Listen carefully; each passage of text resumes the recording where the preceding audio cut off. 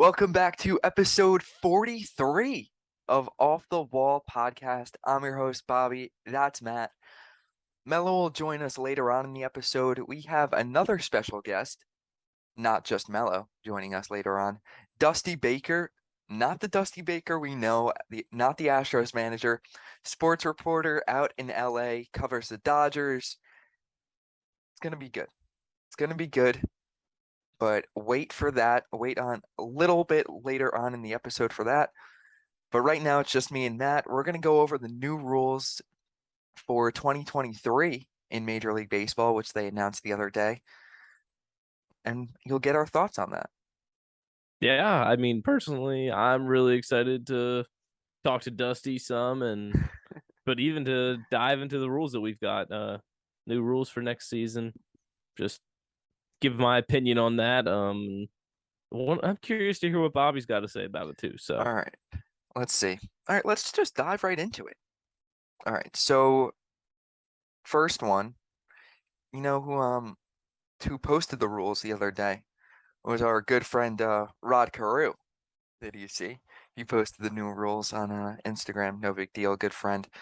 Um, okay, so first rule change, the pitch clock. For specifics, 15 seconds, the pitcher has to start his motion to home 15 seconds, when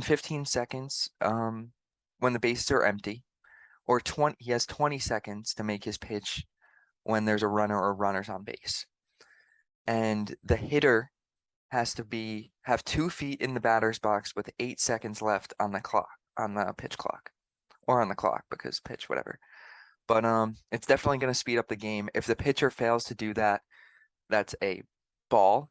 And if the batter fails to have 2 feet in the box, it's a strike for them. It's going to speed up the game tremendously. And in AAA or minor leagues this year, it's cut down a whole half hour on game time this season. So what do you think about the pitch clock to start? I think that's a huge, significant amount when you're thinking about it. Half an hour off a game, that's great for fans, people watching it. It's also pretty good for players too, I feel like, because the sooner they can get out of there and get, like, in some cases, get on a flight to go to the next city to play literally the next day. That doesn't happen too often, but there are times when it happens, and it's late nights for those guys.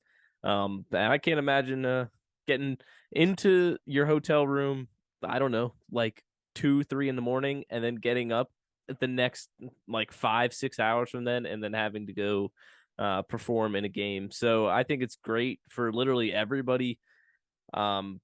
Pitch clock now, how it affects the game specifically, I don't know. Have you been to a minor league game I since they haven't. started doing this? I have. Okay. Okay, I was to one. I didn't really even think about it, to be honest. The players seem to have adjusted well. It was probably like 3/4 of the way through the minor league season. So they would be pretty well adjusted by then. At that point, they're not really even thinking about it. It's kind of just second nature that, hey, 15 seconds for Mm, most pitchers, that's plenty of time anyway. yeah. I feel like it's just a few that are taking forever. Yeah. And that's what this rule is specifically for those pitchers that just take their sweet time with in between pitches. But when we talked to Ryan Lavarnway earlier, I think what was that? A few months ago, A little bit probably. ago, yeah. Yeah. But he was talking about the pitch clock and he said he loves it and the players do too. So I found it interesting though. We'll dive into the other rules and stuff.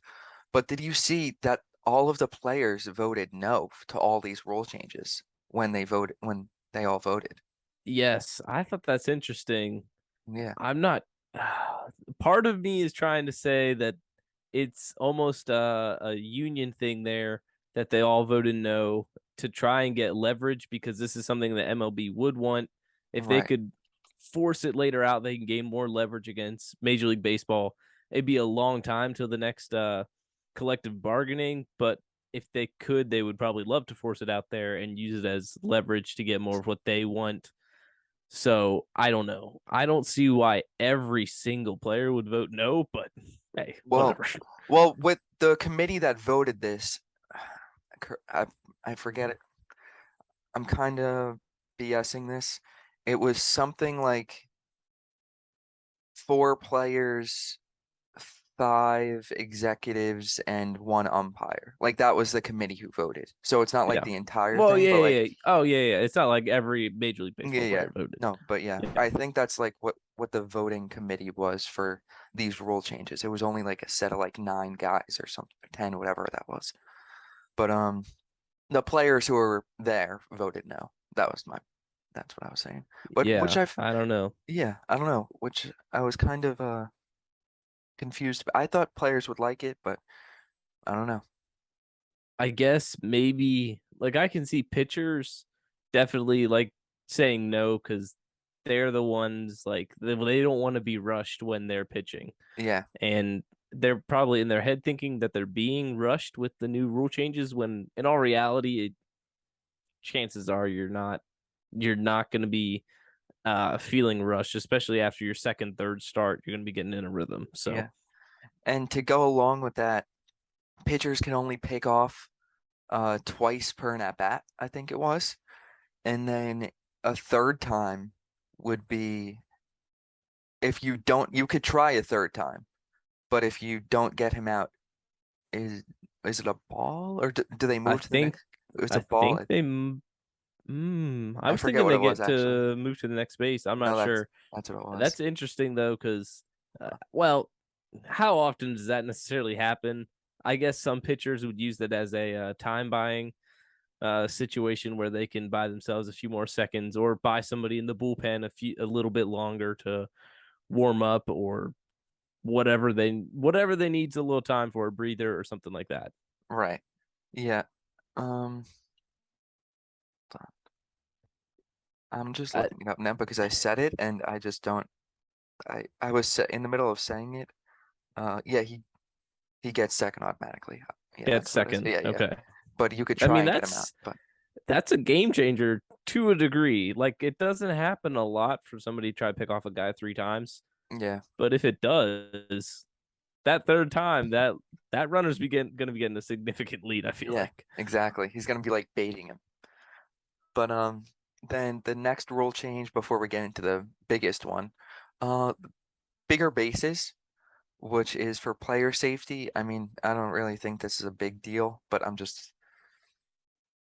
I It's don't know. part of the rule change. I mean, we got to talk about it. I Yeah, don't I don't really think it's a big deal either. yeah. So I don't know if it's I don't know how much it's really gonna help with player safety either, but I don't know. I have no clue. Yeah. So The only I thing don't that know. I was Apparently thinking of, they're oh no, okay. I was gonna say I think they're more sloped, I believe, to help with like when you're sliding in so you don't roll your ankle. I I have think no I may have idea. heard that. I'm not sure, but I Sure. guess hey, they would know a lot more than we would. So we're gonna go with the expert's opinion on this one. So Yeah, this was kind of the one major, as I'm putting in quotes, rule change that I kind of just brushed off like, okay, great. The yeah, bases are 3 inches bigger. I don't yeah. care. But the one that probably the most controversial, the one that is going to be most eyes on next season. Robot umpire. Oh, sorry. No, Not no, yet, no, not not yet, yet. Not yet. not yet. Even though some might be hoping for that, not yet. No more shift. That's crazy. So now there's only two infielders on each side of second base. Both feet have to be on the infield dirt. Yep. Gonna To change. until what is it? Until the pitcher releases the ball. I'm not sure. I should know that, Okay. but I'm not sure. I was gonna say because and you could basically just get work around that, like for up the middle. Right. People would just stand right inside the line as soon as the pitcher pitches. You're jumping right behind there. Yeah. But I don't know. I think it's good. Um, I think it's a good rule. It changes baseball a lot, and it sort of defeats the analytic nerds who like it changed the game so much once people realized, hey, a left-handed hitter is going to be hitting the ball between first and second base 78% of the time. So we're just going to place another fielder over there. Yeah. And I'm sure if you looked at the statistics, the runs scored, hits scored, or hits gotten have declined rapidly since then. Yeah. What do you think about it? I don't know. I'm like very torn on it. I think it's gonna be okay, but like just to just to like it's really changing the game so much, like you said. There's gonna be so much more offense. Um, I think I like it just because we're gonna see a lot more offense. It's just crazy to think that they're like, okay, you can't prevent these guys from getting hits anymore. Like at the very basic level of it, that's basically what they're Yeah, saying. You know yeah. what I mean? I It's a little weird though to think that they are placing limits on what fielders can do, like in theory. Because Yeah. like, hey, if a pitcher's up to bat and not trying to, and that doesn't happen anymore, but not trying to diminish a pitcher, because in Well, all reality, any guy can hit a ball into the outfield. But if a pitcher's up to bat and the team wants to bring all all the outfielders in to play in the dirt, would the league stop them from doing that? yeah, If it became a weed league wide thing and it right. had significant impact on the game. Yeah. I don't Well, they know. can. It's The thing is, you know how sometimes they bring in extra infielders? You've seen like they're yeah. allowed to do that now. Okay. They're still allowed to do that. They just can't um what do you call it? What was I gonna say? I don't know. But they're still allowed to have an extra guy come in the infield. I was wondering that and I looked that up. But they Okay. just can't do the extreme shifts like moving around shortstop or second baseman and shallow right field or whatever. Yeah. But it's going to be interesting. So many guys are going to have higher batting averages. I saw this on Twitter. Corey Seager is going to benefit a ton from the shift being banned. Um, if this Twitter account, SIS Baseball, SIS Baseball, maybe. Um, Corey Seager has a 160 batting average on 175 ground balls slash line drives that he's hit against a full shift this season. And by their estimate, he's suffered about 26 hits less, like due to defensive shifts. Wow. So if there was no shift, he would have had 26 more hits. So guys like that, Corey Seager, Joey Gallo, if I mean his contact rate is down this year, but even like past Joey Gallo, he Yeah. would have benefited a lot. Anthony Rizzo, just guys like that off the top of my head. Um, Kyle Schwarber, I'm sure I don't have the numbers in front of me, but huge. Well, it's kind of the same thing with Yeah, Gallo. It's yeah, just not getting enough contact. But yeah, yeah, any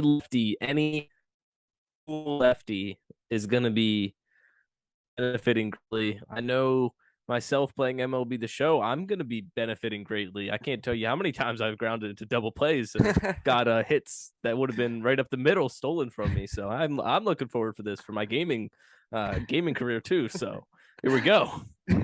No, I it is not like this is not going to have any impact. Like I said earlier, this is going to have a huge impact on the game. yeah, So yeah. The I don't increase know. of defense or offense, I mean, batting averages are going to go way up. I'm just curious to see who it's going to help the most. Like next year, if we see like I don't want to. I mean, Corey Seager, we see him hit like 330. Imagine like something crazy like that, just because of his Yeah. ground balls to the deep right field, or where it would be the second baseman, 50 feet out in the outfield grass. But I don't know. It's going to be very, very interesting to see. I can see on both ways how it doesn't seem right to like the creator of baseball, the first person to ever play baseball, never envisioned five people on one side of the infield, Yeah, but they also never envisioned saying, "Hey, you can't only so many people can be over here." right. So it's I don't know. And maybe we'll look back on this in 15 years and be like, this is what baseball needed to finally get the ratings up and become Yeah, a more popular sport. or we'll look back on it and say, wow, this is a terrible rule. Hopefully they change it back. Yeah, I One thing don't. I can say, I'm hoping no chalk lines dividing. I think that'd look terrible optically. So Yeah, I mean, they should just the second the second base umpire should just be there, be like, okay, you can't. You should just you shouldn't have to have a line. Second base yeah, umpire be like, okay, move over a little bit, and that's it. The line would look horrible. I it would be just really upset. yeah, that would be terrible optically. Just uh, I don't know if all of our listeners have seen a hypothetical field or some of the minor league fields. It does not look good. No, Doesn't look good at all. So no. Yeah, I don't know. It's interesting though. I I think I'm on board with all of the rules. But I will say, like, I get people not wanting to change the game. I do understand that, but I really hate the guys that are like, oh, baseball should play it the way it is. If you don't like it, then don't watch. Like, this is not for the diehard fans to, like the pitch clock, for example. This is going to help so many more casual fans stay in on the game, more fans stay till the end of the game. How many times do you see fans leaving like seventh, eighth inning because definitely, it's late, or sometimes beat traffic, but a lot of times because it's late, taking forever? I just think it's going to keep fans engaged the entire time with pitchers walking around the dirt, trying to like the rosin, walking around, taking their time, batter stepping out every after every pitch, fixing their gloves, which no one needs to do. No one ever did that back in the day. But like it's just going to keep fans watching the game more, and I think that's what baseball needs. definitely. And this is the people that you said who don't want to ever change the game of baseball are the problem with why baseball is dying, frankly, because if you're not willing to understand that times are changing, sadly, people have a shorter attention span, myself included. It can get, I don't want to say boring, but it can be difficult to stay completely 100% dialed in on a Major League Baseball game when there's 162 of those across the whole season. Yeah, And if you lose one, it doesn't matter. And even if you're a fan, oh, you don't catch a week of games. It's no big deal because there's 155 more throughout the whole season. And then that turns into, hey, I didn't watch a whole month of baseball. Well, it doesn't matter really because there's a whole lot more games left. So if I understand the 162 games is sort of necessary for water to find its level per se for baseball. Maybe not that many, but for the good teams to rise to the top and bad teams to sink to the right. bottom. But it, this pitch clock does though it helps move the game along faster, which is Yeah, what baseball needs. So like overall, I'm 100% in on it. yeah, I'm very excited to see.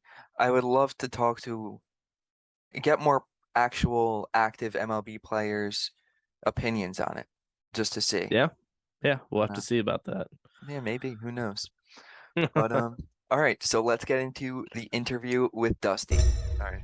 I'm sorry. It's Go. just like there's a stadium in front of me right now. Oh, yeah, no big deal. We're at home. You don't have There's to a brag. stadium in front of me right now.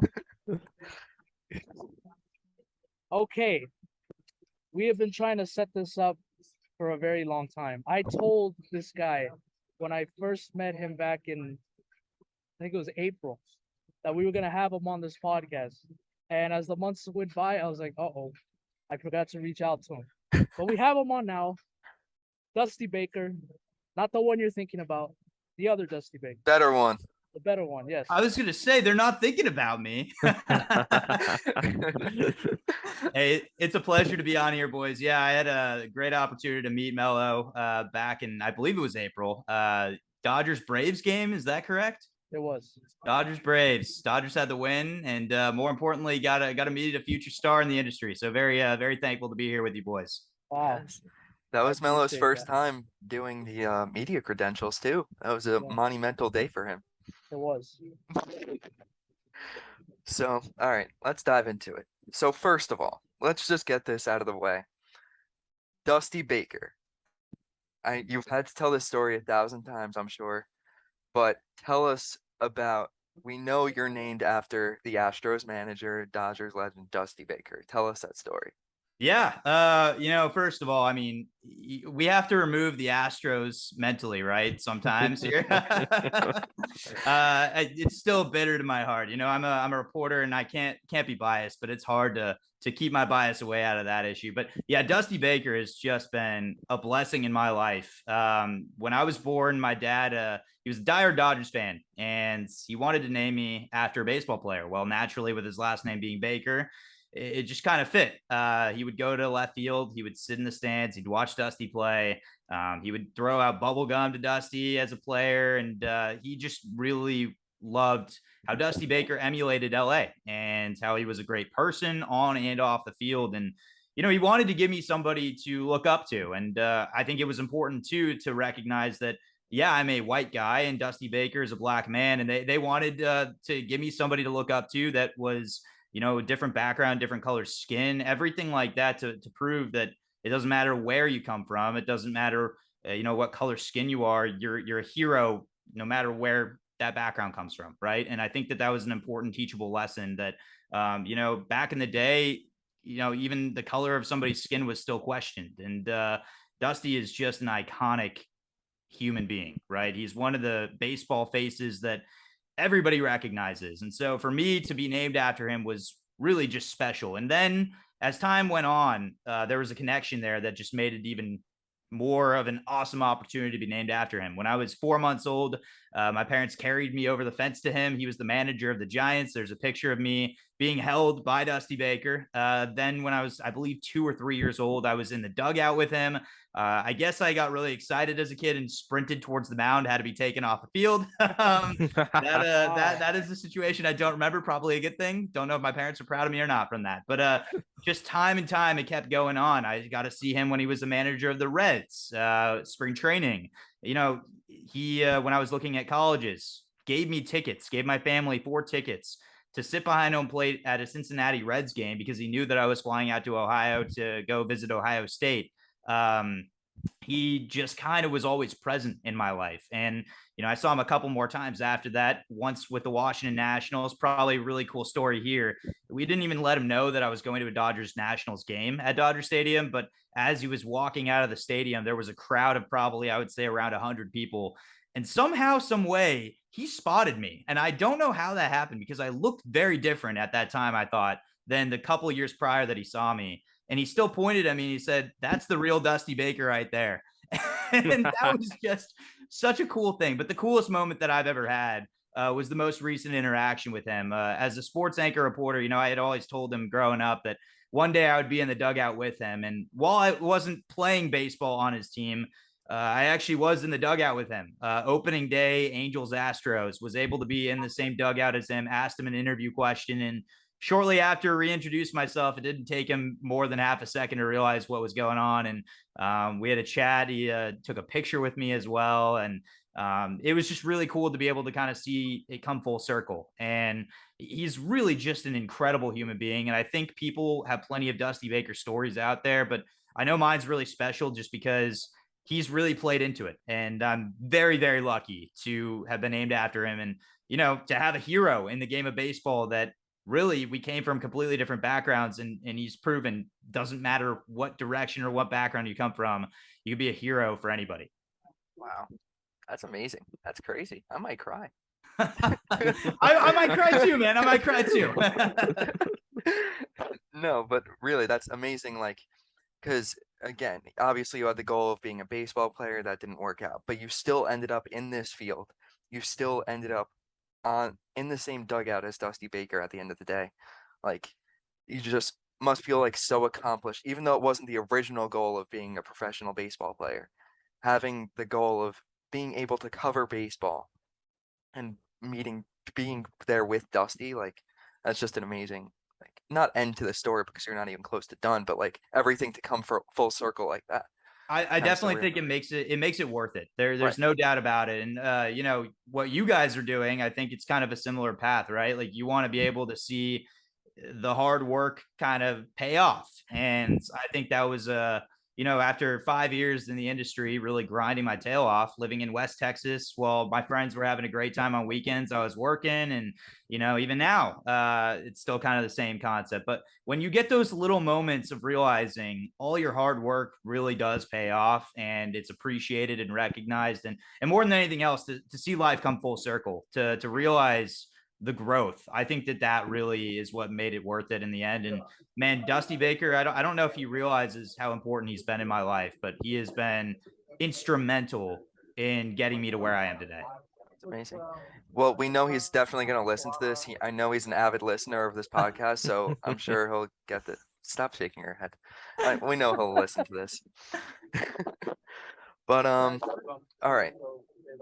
So let's get into some Dodger baseball. We'll get into that right away because I know that you and Melo, we're surrounded by the Dodger fans here. But, yeah, it feels nice. Yeah. Change. Yeah, we have no choice here. Get into some Dodger baseball. We're talking about it off camera a little bit. But the season that they're putting up this year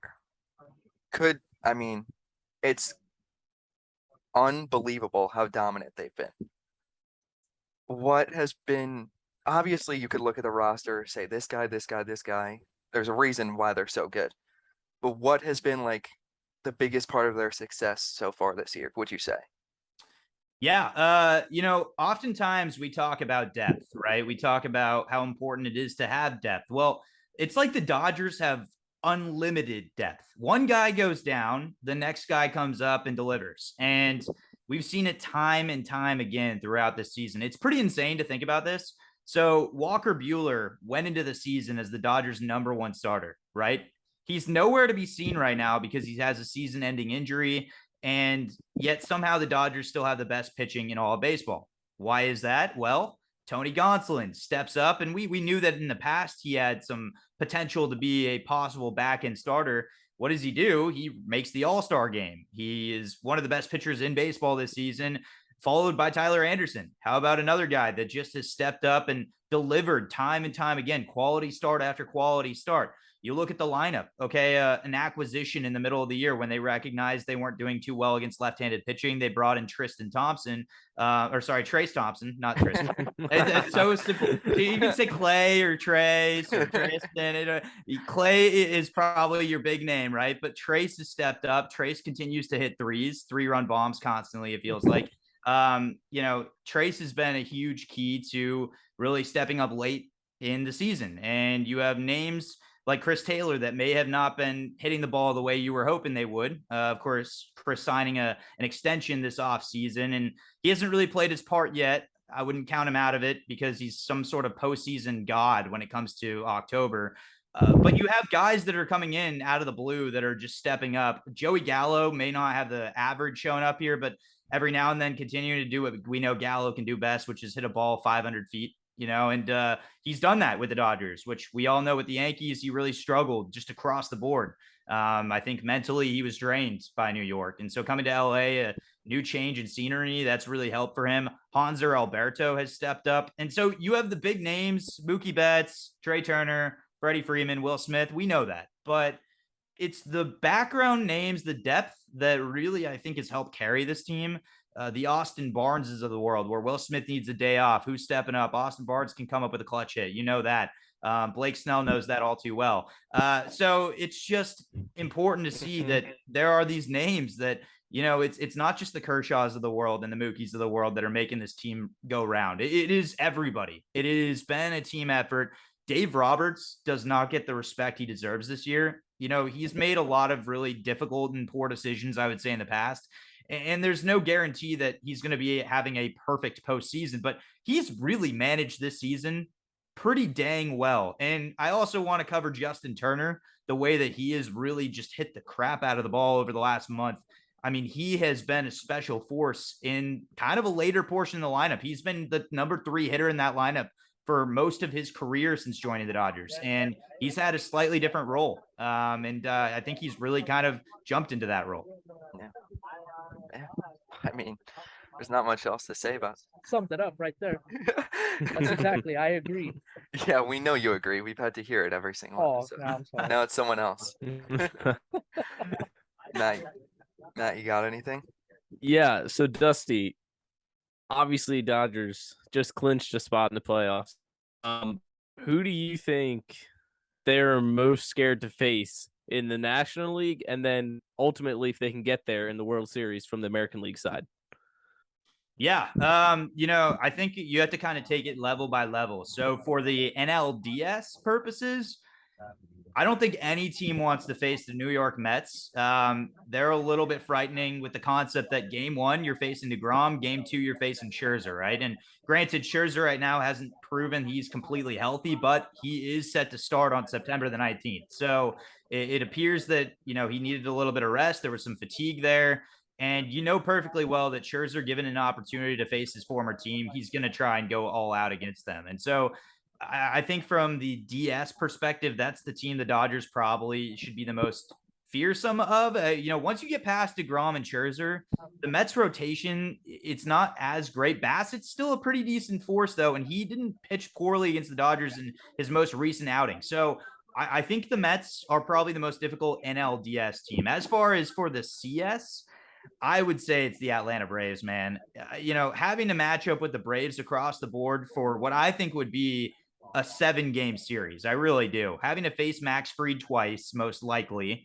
On top of that, the depth of that lineup, you could make an argument, is way better than their World Series championship team just a year ago. The way that Michael Harris, the second, is hitting right now, the way that Grissom is hitting, the fact that Acuna's in that lineup, I think Dodgers fans will be kind of nervous about that because they got the best of them last year with Max Scherzer in the rotation. You can argue that the depth of the Dodgers rotation is better this time around, but the top heaviness is definitely not there as it was a year ago. So I would say those are probably the two most difficult when you go down the road. I think the Dodgers versus Padres would be the best case scenario personally.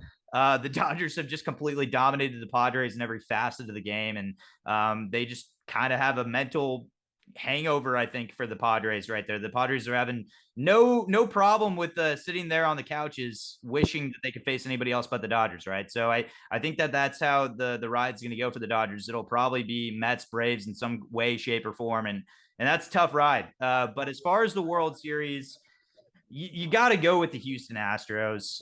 There's obviously emotion there. It's not as much of the same roster as what was in 2017, but it's still as good, if not better, of a roster, facing Yordan Alvarez, a guy that used to be an LA Dodger in their system, right? And you have Kyle Tucker, who is still growing, but a fierce bat, a guy you don't want to face late in the game. Jose Altuve, there's the familiarity there, right? And how about Dusty Baker, who knows how to manage, right? I mean, he is due for a World Series championship. He's been there a couple times, and he just hasn't been able to seal the deal. And you know how badly they want to do it for him, too. Yeah. I don't know. Melo, do you agree with that? For those teams for the NL? Yeah, like I said earlier, I know we touched on this a couple episodes. I was surprised he didn't say Braves first round, but because again, it's a short series. That pitching staff, the hitters, anybody can get hot, but it's quite amazing how the Dodgers have this great team, and they're gonna finish with over 110 wins, and there's a shot that their season could be over after the second week in October. Yeah.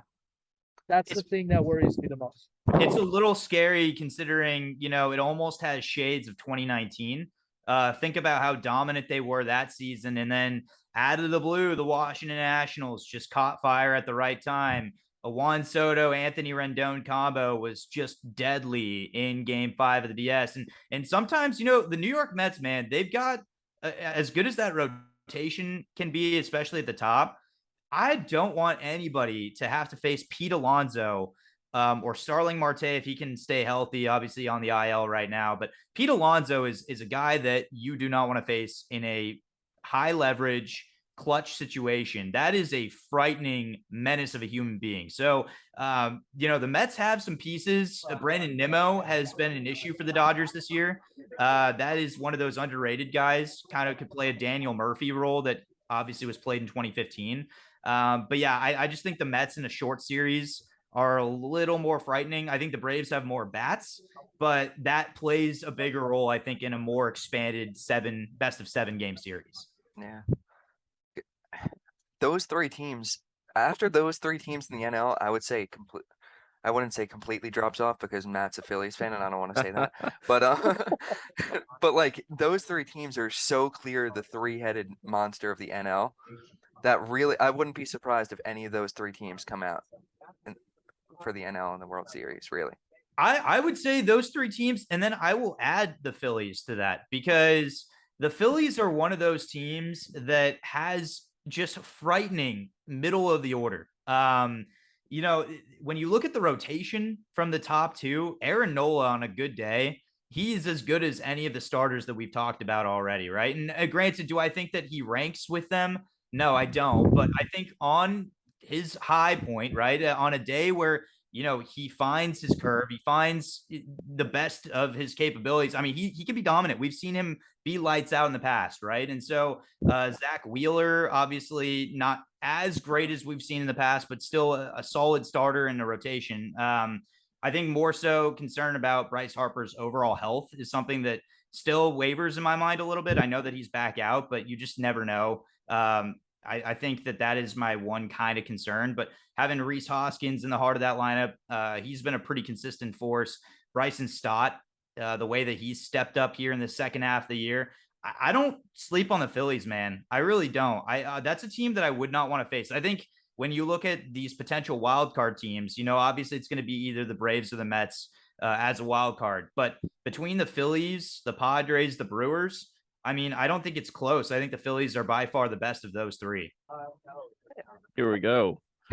You're just being good to nice. see a non-biased opinion actually hyping up the Phillies here. It got me excited. Here we go. I mean it. I really do. I mean it. I think that also, I think there's a little bit in my heart that is still hurt from the Phillies back in 08, 09. Oh, yeah. Nothing hurts me more. I was watching the Matt Stairs home run deep into the night just the other day, and it kind of brought back painful memories. And so I think it's that Phillies jersey, man, that scares me a little bit. If the Dodgers somehow have to match up with the Phillies, it's just a flashback to that I don't want to experience. Alec Boehm hitting some late base hit late in the game. I don't want any of that, right, as a Dodgers fan. But I do think the Phillies have some really interesting pieces, and they're a concern. If you're a team in the postseason, that's probably the team you don't want to face versus the Padres.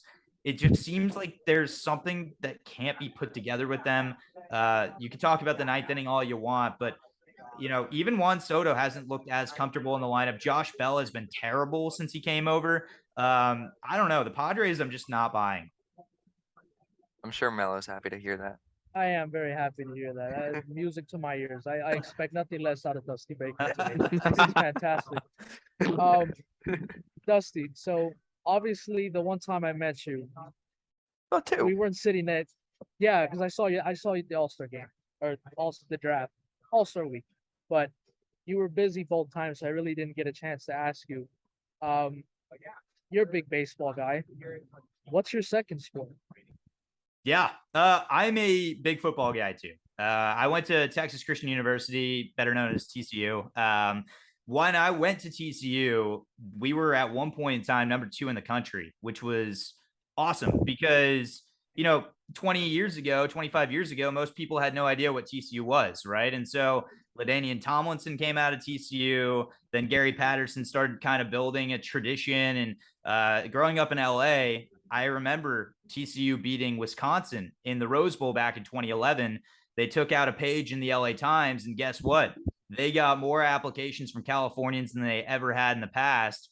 And as a freshman in 2013, we had, I believe it was like 30% Californians. And so they started calling it Texas California University. That was their little version of TCU. But I got involved in the TCU football program as a recruiter. And so I had the chance to work with Gary Patterson and really kind of learn the X's and O's. And I've been a Chargers fan, sadly, most of my entire life. So I've rooted for mediocrity my entire life. It's been nothing short of disappointment, and probably what Padres fans feel every single day. It's what I felt in the football season, and I'm hoping things change a little bit with our hero and savior, Justin Herbert. But, being a TCU fan, I think that really just kind of added to my love for football. When we were one of the top dogs in the country, that was just so special to be a part of that. And, we've kind of fallen off a little bit lately. Hopefully Sonny Dykes can turn things around. But yeah, football is near and dear to my heart too. It's just baseball is a special game, man, and I love everything about it, from the smell of the cut grass and opening day feel to postseason baseball where everything can hinge on one pitch. I just don't think there's anything that matches it. But I will say, college football crowds, that's also hard to beat, man. That is a very, very difficult thing to beat. And when TCU faces Texas this year and slaps Texas in the face, that'll be a really good feeling for us. Oh, we heard it here first. We'll remember that when this happens later Hopefully on. you don't. Hopefully you don't, because it's very, very unlikely that happens. Yeah, when I see that game, I'm gonna go bet the over. I'm gonna bet the money line, everything. Yeah, I basically jinxed us at this point, but still go Frogs. Still go Frogs. Yeah. All right, one last little thing that I want to bring up before we let you go. So I was doing some research on you. I went to your Twitter, but first thing I saw today, tweet from today. If Aaron Judge hits 62 home runs this season, that's the home run record. So that's what. Okay, I like to hear that. I don't think hate that, if we look at the modern era, first of all, pitching is more advanced than it's ever been before. We have more data, more analysis, more breakdowns. We have StatCast, all that. And to see what Aaron Judge is doing, it is unreal that the Yankees aren't like 162-0. The fact that this guy is just flat out the best player in baseball offensively right now, it's shocking to me that the rest of the team can't somehow follow somewhat in its footsteps. It blows my mind. He's the obvious MVP to me. He is single-handedly the reason why the Yankees still find themselves where they're at, right? And they're going to be a force in the postseason because nobody wants to pitch to that guy. But I do believe with the home run record, I get it, Bonds, I get it, Sosa, I get it, McGuire. Those guys obviously put up larger numbers, but the steroid era to me, it hits a different way. And to see Judge do this with clean, just pure talent, I believe it. I believe it. He's built just to be a huge guy, right? But he's got just massive pop.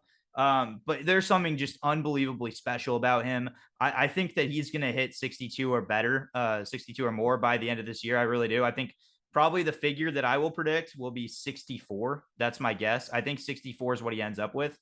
And I'm going to crown that the record in my eyes, man. If he passes Maris, that to me that's the guy that has the all-time record. I really believe it. Cool. Yeah, I'm kind of surprised you said that, because you said you're 27. 27. Because I feel like that age, like, because you kind of watched Bonds' record and stuff, so I would have thought that maybe you would be on board with the Bonds record. But okay. Yeah, it's for me I think that Bonds had to put in a lot of time, a lot of effort, a lot of hard work. 73 home runs doesn't just happen, even with steroids. But to see the transformation of his body from the time with the Pirates to the time with the Giants, there's no denying that there was a significant advantage that he gained from that. And look at the shape from Aaron Judge when he first came up and hit 52 bombs to where he's at now. That is a pure, true athlete that straight up just has a gift.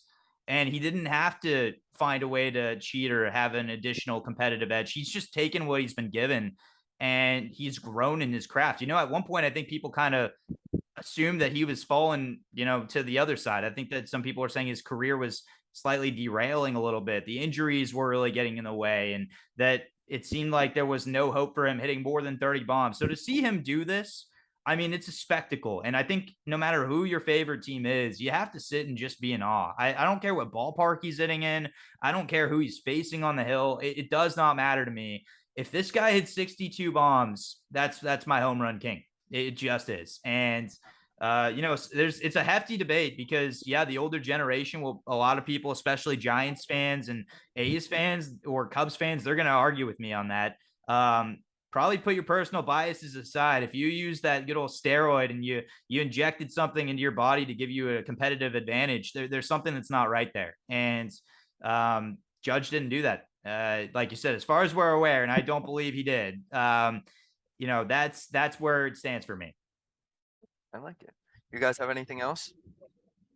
I do. I've been thinking about this for the last 15 minutes now, and I'm gonna ask it anyways. Your name is Dusty Baker. When you have a kid, will his name be Darren Baker? So I actually have an answer for you on this. This is a big, it might be my red flag. I don't really know, but I straight up will name my first child Clayton Kershaw Baker. And that will be the name of my kid. It will be the name of my kid. And I'll tell you why, because it's not just because I'm a fan of his work. So when I went to TCU, I had the chance to have Clayton Kershaw actually speak at our university. It was the coolest, craziest thing. My favorite football player was LaDainian Tomlinson. Guess what? He went to TCU. My favorite baseball player, Clayton Kershaw, he spoke at TCU. You talk about being lucky and just having all the right pieces come into place. That's one of them. And I had the chance to interview Clayton. And, I don't know if people realize he's not just a great baseball player, but he's just a great human being.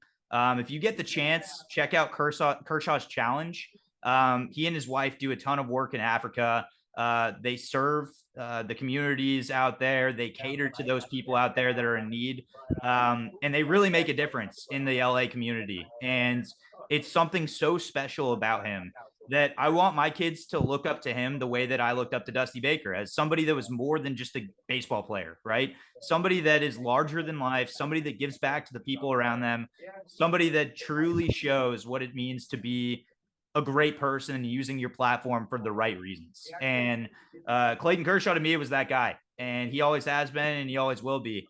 I'm just thankful to have grown up watching, in my opinion, the best pitcher of our generation. And so to be able to hopefully name my future kid Clay or Clayton Baker, it's my intention. It really is. And hopefully my future wife will be okay and on board with that. She can name all the other kids, man. I just want Clayton. That's really all I want. However many we have, it doesn't matter. They can be named whatever. But Clayton Baker has got to be a name for my firstborn. So Darren Baker's a good one, but Dusty can have his kid named Darren. Mine will be Clayton. I love that. That's amazing. All right, thank you for giving us your time. Love talking to you. Well, I'm sure we'll reconnect multiple times. I'm sure maybe before the postseason, get a little Dodgers recap. Yeah, and Get back out to Dodger Stadium, Dusty. That's a deal. That's a deal, boys. It was a pleasure to be on here. You guys do great work, and should be proud of what you guys are doing, because it's great work across the board, and I hope people appreciate it for what it is, and I appreciate you guys having me. So thank you.